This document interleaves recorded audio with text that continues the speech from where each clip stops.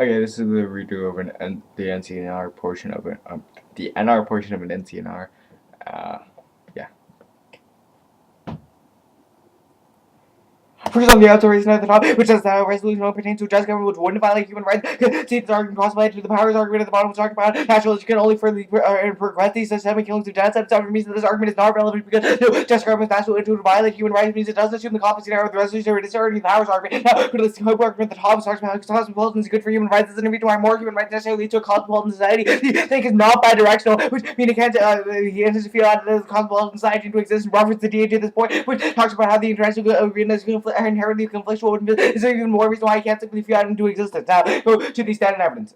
Talks about how genocide is kills a bunch of people can only be punished via forcible restraint or assassination intervention. However, genocide can end via other means, more and more very turn this argument via the Nations Committee. The genocide will become the annexated Germany's reference to the more United States is going to turn the case in two ways. First, it's going to be even more deadly genocides for like they're going to be more efficient and more powerful, and more able to commit these atrocities and be more efficiently in their killing people. And second, they will be able to spread the genocide across the borders. And, for example, in the Holocaust and in World War II, when Hitler was able to spread the Holocaust beyond the borders of Germany, because he was a regional hegemon. Now, go to now go to the intervention argument for the disadvantage. All the affirmative solvency will get crushed if we try to intervene with it. I think that's a reference to the Murray 977. It talks about when they become powerful, when we disengage in power politics and allow these to rise up and become more powerful than us, we're not going to be able to intervene and stop these genocides that they're committing. And also turns intervention as bad as kids.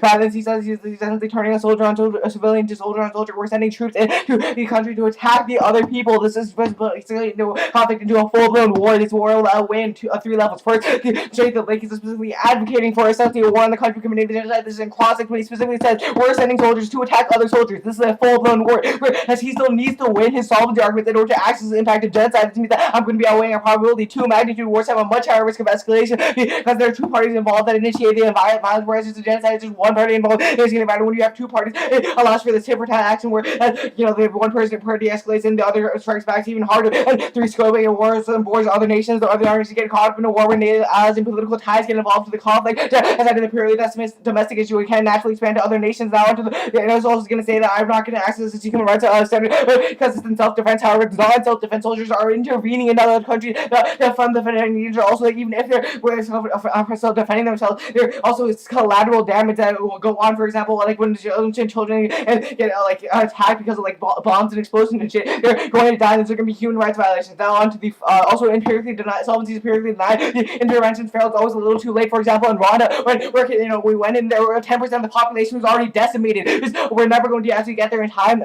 So these genocides are always going to continue on. The final argument cross let my answer to the Pope. Now on to the Lee argument talking about international. We have international moral obligation to punish genocide. We can't be morally responsible for everyone. It's an impossibility. We can't have the responsibility to also turn overstretching our resources in the military. But we're responsible for everyone acting around the world, intervening in all these different countries.